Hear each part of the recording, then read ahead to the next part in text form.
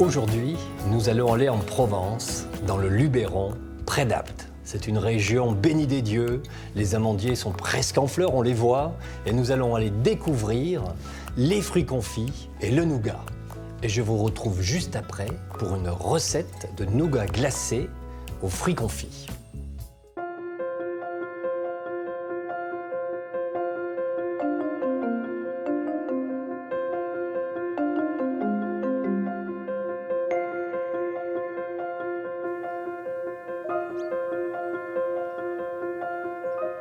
Quitter la vallée du Rhône en Avignon, suivre le cours de la Durance jusqu'à Cavaillon, et là, vous entrez en Haute-Provence par la porte ouest du massif du Luberon. Une chaîne montagneuse de basse altitude, baignée dans un climat méditerranéen.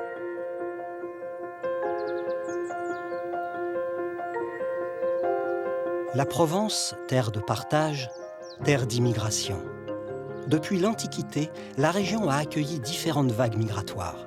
Les nouveaux arrivants ont su mettre leur savoir au bénéfice d'une nature généreuse et valoriser ce terroir.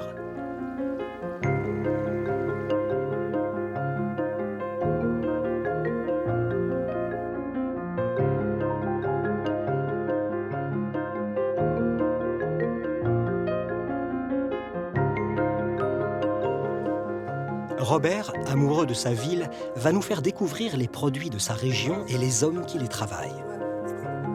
On ne peut pas venir à Apt sans goûter, sans déguster les trois produits emblématiques de notre pays, c'est-à-dire les fruits confits, le nougat et le blé meunier d'Apt. Apt, la ville aux 1000 gourmandises, a profité du miel abondant dans la région pour faire son nougat. Jean-Christophe, natif de Montélimar, a offert ses atouts de nougatier à la ville pour continuer son activité. Le parc régional a quant à lui relancé la culture d'un blé ancien, le blé meunier, qui permet à quelques boulangers, dont Laurent, de façonner un pain au goût bien particulier. Siècle après siècle, la ville a aussi su garder et transmettre son savoir-faire de confiseur. Aujourd'hui, il est entre les mains de Robert, Mireille et Henri. Apt, c'est un des 100 plus beaux marchés de France, mais c'est aussi un des plus vieux, si ce n'est le plus vieux marché de Provence.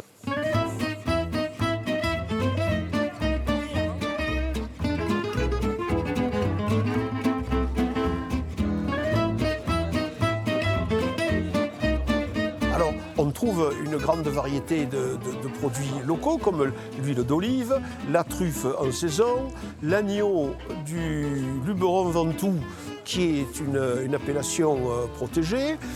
On trouve évidemment du vin puisque nous sommes une grosse région viticole et une quantité innombrable de fruits et légumes qui viennent ici. Nous avons beaucoup d'arbres fruitiers, ces arbres fruitiers qui servent à faire les célèbres fruits confits d'Apt. Dès le Moyen-Âge, nous avons des écrits qui nous attestent que Athée, Pichotteville, Grand Barra, Apt, Petite Ville et Grand Marché.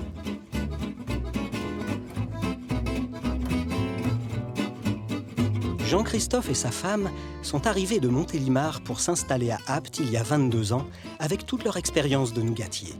Micheline est à la boutique, elle se charge de la vente et de la décoration du magasin.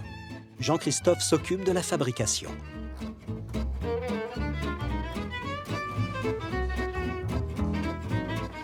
Pour rendre hommage à sa ville d'adoption, il eut envie de faire profiter de sa recette. Il nous en livre les secrets.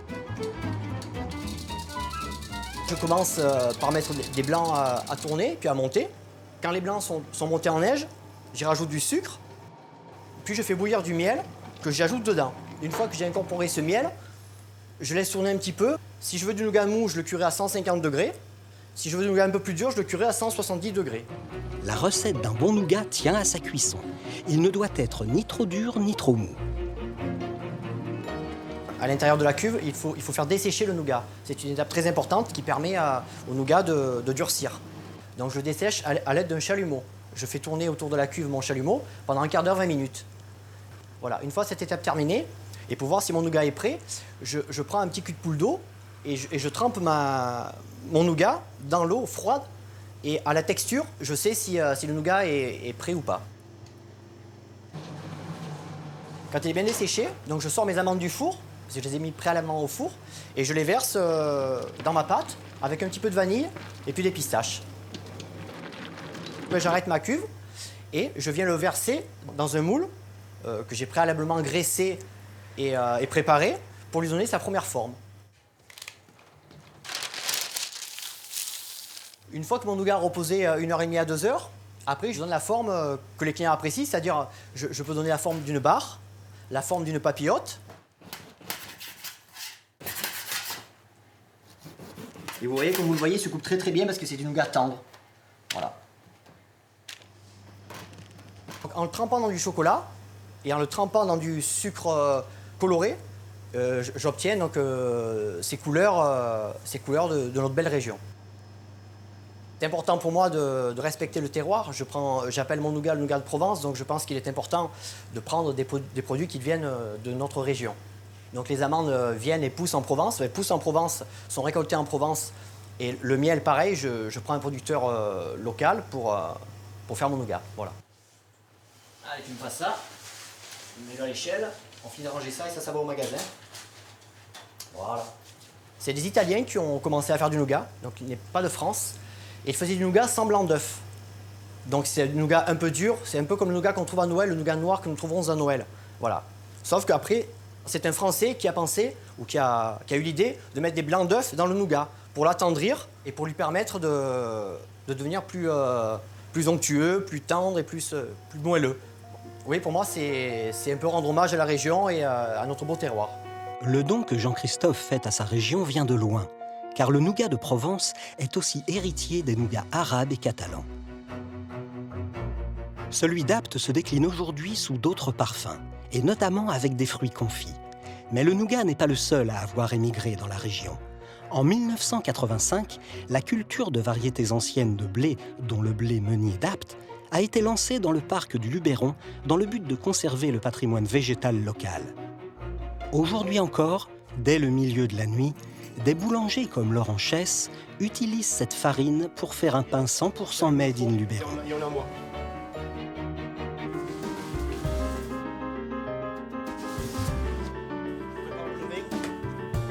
Cette farine, Clément la travaille tous les jours depuis maintenant 6 ans. Comme d'autres variétés anciennes, elle aurait la particularité d'être plus facile à digérer en cas d'intolérance au gluten. C'est une farine qui est très dense, qui est très grise, très riche en goût. On va dire qu'elle aurait tendance à tirer de la noisette en goût. Après, elle est cultivée uniquement par une quinzaine d'agriculteurs, point barre, c'est tout. C'est vraiment un circuit très court.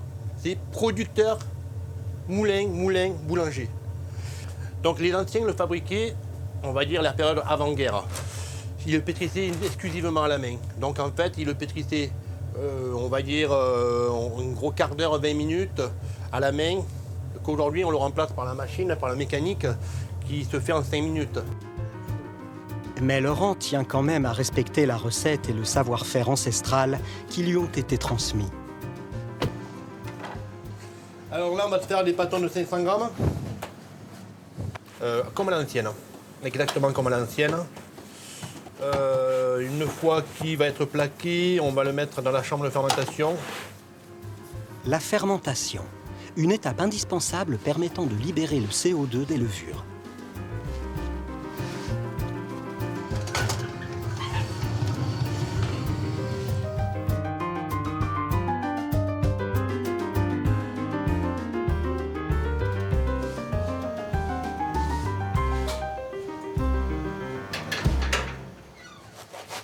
C'est là qu'on va pouvoir apercevoir la couleur de la mie. Une mie très grise, couleur noisette. C'est vraiment la façon comme les anciens faisaient le pain. Vraiment l'authenticité, le travail vraiment à l'ancienne, toujours un pétrissage très lent à la base, toujours un façonnage à la main, toujours une cuisson tranquille, très lente. Et le résultat, il est là. Ce pain est la fierté de ma région. Ce pain, c'est la couleur de notre région, de notre Provence. La région peut compter sur ses boulangers passionnés pour faire briller ce blé tendre, ayant autrefois inspiré les plus grands comme Van Gogh à travers son œuvre « La moisson de Provence » en 1888. C'est un terrain fertile, recouvert de cultures arboricoles, qui a permis à Apt de prendre son essor grâce à la confiserie. Robert Emoni est une figure incontournable d'Apt et de sa région. À la fois pâtissier, écrivain, grand maître de la confrérie du fruit confit, c'est aussi un homme féru d'histoire qui nous fait visiter le musée de l'aventure industrielle d'Apt. Nous sommes ici dans l'ancienne usine Marliag qui a été transformée il y a une trentaine d'années en musée de l'aventure industrielle du pays d'Apt. Nous sommes ici dans la section fruits confits. Là sont rassemblés tous les éléments qui permettaient de confire et qui permettent encore de confire les fruits depuis le XVIe, XVIIe siècle. Confire un fruit, c'est remplacer son eau par du sucre, tout en gardant sa forme et son goût originel. Pour ce faire, le fruit est plongé dans un sirop de sucre, puis chauffé. On observe alors le phénomène dit d'osmose. Selon la taille du fruit, l'opération peut durer entre 2 et 3 semaines. Évidemment, il y a tous les outils qui ont servi depuis le début, c'est-à-dire 16e, 17e siècle, c'est la grande période, on a des outils manuels, des petits outils qui servent à éplucher les poires, qui servent à éplucher les pommes, qui servent à dénoyauter, etc., etc. Et on est arrivé à des outils mécaniques, des outils tournants pour faire certaines opérations comme l'épluchage des oranges. Au départ, nous avons des fourneaux comme celui-ci qui sont dits à feu ouvert. On faisait le feu en dessous. Sur le feu vif, on posait un chaudron en cuivre dans lequel on mettait le sirop et les fruits, et puis le confiseur passait aux différentes opérations de confisage. Au milieu du XIXe siècle est apparue la vapeur, dont la machine à vapeur a été inventée par Denis Papin, et les confiseurs ont inventé la petite bassine qui reçoit de la vapeur. C'est une bassine à double pot, l'endroit du confisage et une seconde pot. Entre les deux passe la vapeur qui va chauffer ce qu'il y a à l'intérieur, et ensuite la vapeur va partir sur une machine qu'il y a, comme celle-ci, qu'il y a à côté. Dans les années 1960, toujours avec ce souci de confire beaucoup plus de fruits, les confiseurs ont inventé un train qui passe dans une étuve. Il y a une dizaine de wagonnets qui font 1 mètre cube chacun, tous chargés évidemment des mêmes fruits. Et le 10e jour, lorsque le premier wagon sort, il est confit. Jusqu'au milieu du XXe siècle, l'activité du fruit confit était telle que c'était toute une filière économique qui s'était mise en place. L'agriculteur qui faisait venir les fruits, le chaudronnier qui fabriquait les cuves, le potier qui façonnait bols et passoires. Toute la ville d'Apt travaillait autour du fruit confit. Une anecdote sur le terroir, c'est que lorsque Madame de Sévigné est descendue à Apt, elle a écrit à sa fille, Madame de Grignan, en lui disant « Apt est un véritable chaudron à confiture », disant par là qu'il y avait des confiseurs de partout, et puis aussi que comme c'est une cuvette, l'été, il y fait très chaud. Autre délice au cœur de la vieille ville, les confiseries artisanales, un des lieux de rendez-vous pour tous les gourmands de Provence, spécialement au moment des fêtes de fin d'année, car les fruits confits, tout comme le nougat, font partie des 13 desserts pour qui veut respecter la tradition du Noël provençal.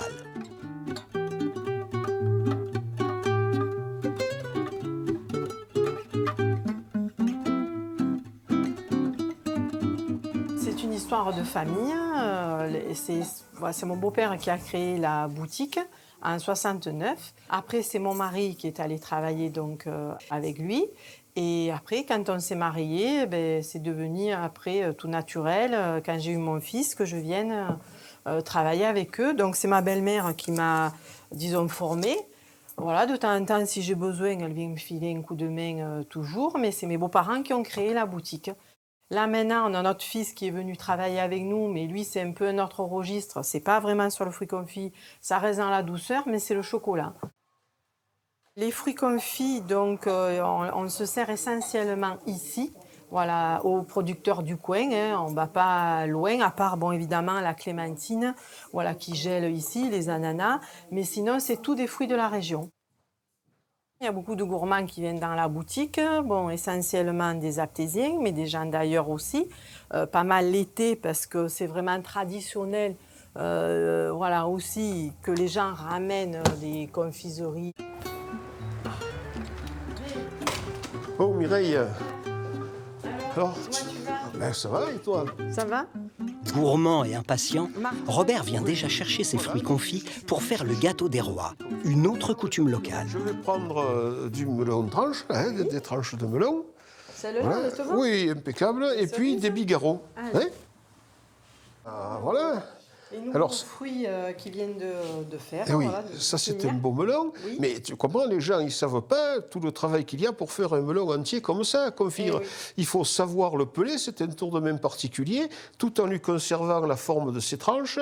Il faut arriver à lui laisser le pécou, il faut l'ouvrir par en dessous pour faire partir toutes Eh les oui, graines. tout à fait. Et puis au plus la pièce est grosse, au plus elle est difficile à confire. Et puis celui-là, si on le mettait au jour, on verrait qu'il est translucide, presque transparent.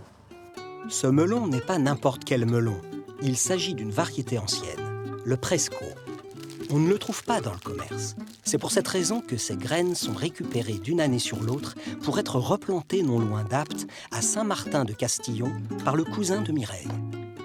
Dans chaque variété de fruits, il faut des fruits particuliers pour pouvoir les confire. Ainsi là, nous avons une poire martin sec. C'est le genre de poire qui est spécial pour la confiserie. On a des clémentines de Corse, on a un abricot qui est un rosé de Provence. Je dis bien rosé et non pas pommon rosé. Le pommon rosé est beaucoup plus tendre, il va à la confiture. Et là, nous avons une reine Claude. Reine Claude, c'est la prune qui a été créée pour la femme de François Ier, comme tout le monde le sait. Le produit est respecté parce que, comme vous le voyez, il est entier. On retrouve le produit dans sa forme et, s'il est bien fait, dans son goût originel. Pour qu'un fruit confit soit bon, il faut que le fruit au départ le soit. Mais il serait de plus en plus difficile d'en trouver, selon Henri Richaud, autre confiseur de renom d'Apt, que nous avons surpris en pleine séance de glaçage, aidé par Alain, pâtissier-confiseur. Toujours pareil, si on veut faire un bon fruit confit, il faut que le fruit soit bon au départ. Bon, on ne peut pas faire un bon fruit confit. Le sucre est là pour sublimer le goût du fruit. Mais si le fruit n'a pas de goût, le sucre n'y apportera rien. Et malheureusement, souvent, ce qu'on nous reproche, les fruits confits n'ont pas de goût. Ben oui, si c'est des fruits qui n'avaient pas de goût, le sucre ne rapportera rien.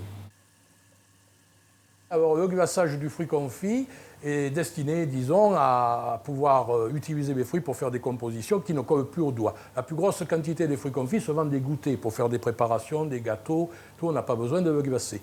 C'est une étape finale, c'est-à-dire on l'entoure d'une couche de sucre pour qu'il ne colle plus au doigt. Et disons, pour les manger tels quels, ce qu'on appelle, nous, les fruits de bouche. On fond du sucre avec un peu d'eau. On le cuit au soufflet, c'est-à-dire avec l'écumoire, voilà, on a agrandi les trous. Et il faut que des bulles sortent de cet écumoire. Donc, comme on dit, on s'amuse à faire des bulles. La maison Coulon, comme la maison Richaud, sont des confiseries artisanales qui perdurent grâce à la passion transmise de père en fils, avec cette même volonté de partager un savoir-faire vieux de plusieurs siècles. On a plongé les fruits dans le sirop et maintenant nous allons commencer l'opération de massage du sucre. Voilà, là vous voyez le sucre qui est plus clair que là, il commence un peu à masser, vous voyez, alors on va le surveiller, il faut aller, ça va très vite après, donc allez, on va sortir les premiers, et voilà, on les met sur les grilles. Oui.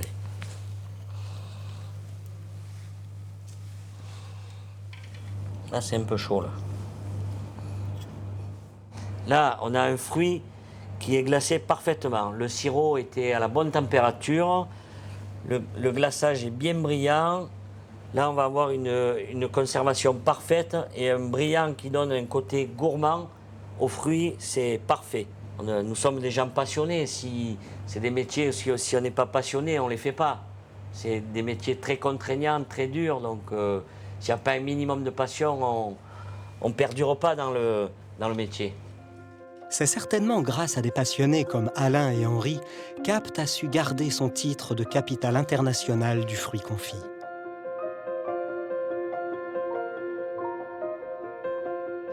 Passion, transmission ou partage, c'est aussi ce qui anime Robert. Coucou! Coucou! Oh, mais tu fais l'espoir de Marissan. Armé de fruits confits, il arrive chez Marthe pour se mettre au fourneau.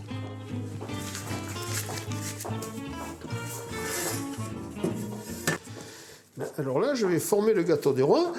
Et puis, après, à travers ce trou, la bicyclette qui va former ce gâteau des rois. Le gâteau des rois est un gâteau traditionnel provençal qu'on partage pour fêter l'Épiphanie. Il existe depuis le Moyen-Âge. On l'appelle aussi réaume, du nom du petit sujet que l'on cache dedans. Puis il faut envoyer tout ça au four, hein, parce que quand même... Le temps de quelques mots croisés, et le gâteau sort du four juste pour l'arrivée du voisin. Ah, bah, je suis content. Oh pétard, qu'est-ce qu'on met au diguin. Alors voilà.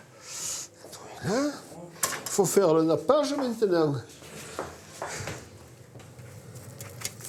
J'ai mis du nappage à l'abricot, qu'on appelle de l'abricotine. Et puis maintenant, sur ce nappage, je colle le sucre. Et avant la dégustation, ne surtout pas oublier les fruits confits. Les fruits confits sont très importants parce qu'ils représentent les joyaux que les rois mages ont amenés pour la naissance de Jésus-Christ. Là, ce seront par exemple les rubis que Balthazar a amenés avec lui. Le gâteau des rois est fini, il ne reste plus qu'à aller déguster. Dans le pays d'Apt, comme dans toute la Provence, il n'est pas question de manger la galette en feuilleté, la galette parisienne. C'est notre gâteau des rois, notre brioche des rois, qui est souveraine en la matière et qui fait la fête de l'Épiphanie. La tradition veut que l'on trempe le gâteau des rois dans le café.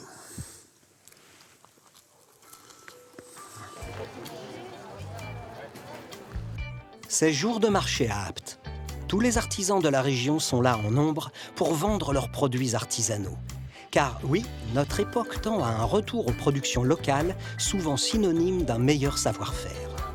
Et même s'il n'est pas conseillé d'abuser de trop de sucreries, difficile de résister au plaisir gustatif de ces douceurs.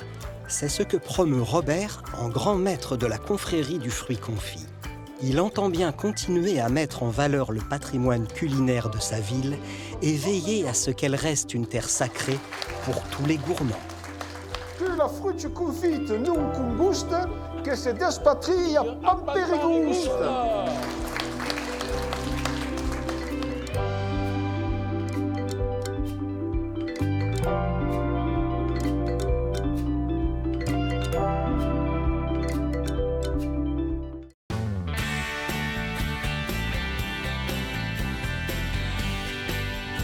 Aujourd'hui, je vais cuisiner un nougat glacé aux fruits confits. Pour cette recette, vous avez besoin de 180 g de sucre semoule, 180 g de sucre glace, 7 blancs d'œufs, 600 g de crème fraîche, 200 g de miel, 200 g de fruits confits, 40 feuilles de coriandre, 2 gousses de vanille et 2 citrons verts zestés. Pour le coulis de mangue, 200 g de chair de mangue et 120 g de yaourt nature. Pour la finition et le décor, 200 g de nougat et une vingtaine de fleurs ou une trentaine de fleurs de bourrache. Le début de la recette, les blancs d'œufs qui vont être montés en neige. Les blancs d'œufs dans un saladier, surtout en aérant. Il faut aérer. Pas besoin de faire des pompes. Les blancs sont montés. Délicatement, je vais incorporer le sucre glace. C'est un geste qui est délicat pour pas casser les blancs. Je vais préparer ma crème. Je vais rajouter ma vanille. Pour extraire les grains, ce qui est important, c'est avec l'envers du couteau, bien aplatir ma gousse de vanille, l'ouvrir. Je vais commencer délicatement à monter ma crème. Je vais rajouter le miel. Ma crème est montée, maintenant je vais rajouter de la coriandre et du citron, les zestes de citron. Ça sent bon déjà. Et au fur et à mesure, on rajoute de cette crème montée. Mon appareil à nougat, je vais le disposer dans un plat. Alors tout simplement, ces fruits confits, je les ai émincés. Donc ces fruits confits plutôt gros vont garnir le fond du plat. Maintenant, généreusement, je vais disposer mon appareil sur les fruits confits.